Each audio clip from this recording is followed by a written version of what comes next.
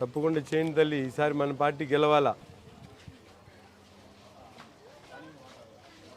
తప్పకుండా అవకాశం ఇవ్వాలి, ఈసారి తప్పకుండా గెలిపించాలా. ఈసారి తప్పనిసరిగా తెలుగుదేశం గెలిపించుకోవాలమ్మా. మీరు మాత్రం ఓటు చాలా జాగ్రత్తగా ఆలోచించి సైకిల్ గుర్తు మీద ఓటేపించాం. ఈసారి తప్పకుండా అవకాశం ఇవ్వండి అందరు, తప్పకుండా ఈసారి ఒక అవకాశం ఇవ్వండి. ఈసారి అవకాశం ఇవ్వండి అమ్మా తెలుగుదేశం సైకిల్. ఈసారి చేయను అవకాశం ఇవ్వండి మర్చిపోకుండా. 2 ఓట్లు కూడా సైకిల్ గుర్తు మీద ఓటేపించు ఏమ్మా, మర్చిపోకండి. మీరిద్దరు కలిసి ఈసారి సైకిల్ గుర్తు మీద ఓటేయండి. సుప్రీత గణపతి దగ్గర వదిలిపెట్టి నమస్కారం. ఈసారి తప్పకుండా చేయండి తల్లి, అవకాశం ఇవ్వండి. సైకిల్ గుర్తు మీద ఓటేసి గెలిపించండి అమ్మా. ఈసారి అవకాశం ఇవ్వండి అమ్మా, సైకిల్ గుర్తు వేయాలి ఆంధ్ర భవిష్యత్తు కోసం.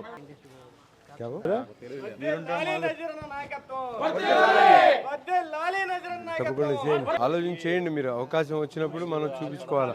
మీరు తప్పకుండా అవకాశం ఇవ్వాలి, చేయండి అమ్మా. ఈసారి అవకాశం ఇవ్వండి గట్టిగా.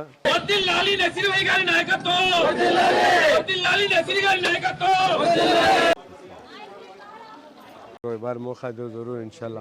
తప్పకుండా తెలుగుదేశం పార్టీని ఈసారి అవకాశం ఇవ్వండి. ఈసారి సైకిల్ గుర్తు మీద ఓటేయండి. 2 ఓట్లు కూడా ఈసారి అవకాశం ఇవ్వండి అమ్మా. ఈసారి తెలుగుదేశం పార్టీని గెలిపించండి. జరూర్ మోఖా దివే బారే తెలుగుదేశం సే ఖడే అమ్మాయి. ఎన్నికల ప్రచారంలో భాగంగా ఈరోజు గుంటూరు తూర్పు నియోజకవర్గంలోని 4వ వార్డు వినోబా నగర్, అదే తమ్మారెడ్డి నగర్ తదితర ప్రాంతాల్లో ఇంటింటికి తిరిగి ప్రచారం నిర్వహించడం జరిగింది. తెలుగుదేశం పార్టీ కుటుంబ సభ్యులు, జనసేన, బీజేపీ పార్టీ నాయకులతో కలిసి ప్రతి ఇంట్లో కూడా రాబోయేటువంటి రోజుల్లో తెలుగుదేశం పార్టీ గుర్తు సైకిల్ గుర్తు మీద ఓటు వేయాలని చెప్పి ప్రతి ఒక్కరిని కూడా కోరడం జరిగింది.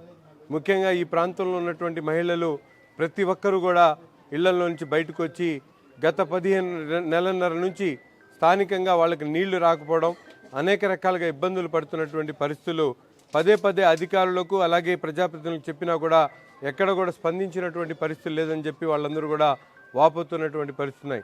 ముఖ్యంగా ఈ ప్రాంతం పాత గుంటూరు ప్రాంతం చాలా పురాతన చరిత్ర కలిగినటువంటి ప్రాంతం. ఈ రోజు కూడా అభివృద్ధి నోచుకోగా ప్రజలు ఇబ్బందులు పడుతున్నటువంటి పరిస్థితులు ఉన్నాయి.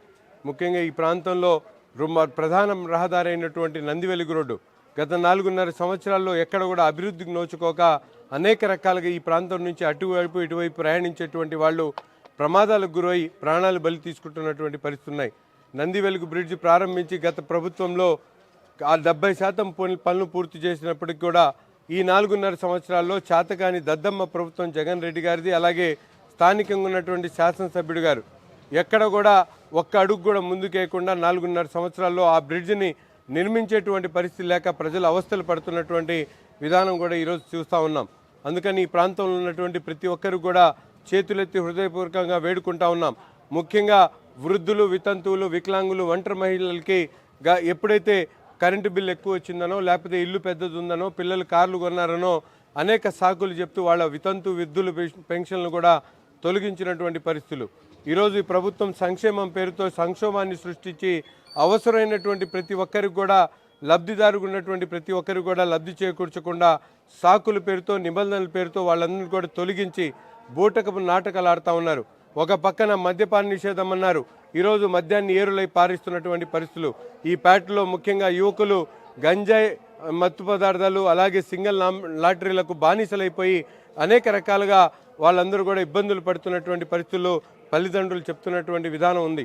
అందుకని తప్పనిసరిగా ఈ సమస్యల మీద పూర్తిగా అవగాహన చేసుకొని రాబోయేటువంటి రోజుల్లో నాకు అవకాశం ఇచ్చిన తర్వాత దీని మీద తెలుగుదేశం పార్టీ శ్రేణులతో, జనసేన పార్టీ నాయకులతో కలిసి వాటి మీద పూర్తిగా పనిచేస్తామని చెప్పి స్థానికంగా ప్రజలను వాగ్దానం చేస్తూ ప్రతి ఒక్కరు ఓటును కూడా అభ్యర్థించి రాబోయేటువంటి ఎన్నికల్లో తెలుగుదేశం పార్టీ గుర్తైనటువంటి సైకిల్ గుర్తు మీద మన ఎంపీ అభ్యర్థిగా పెమ్మసాని చంద్రశేఖర్ గారికి, అలాగే శాసనసభ్యుడిగా నన్ను కూడా మీరు అఖండ మెజార్టీతో గెలిపించాలని చెప్పి ప్రతి ఒక్కరిని కూడా కోరుకుంటాం.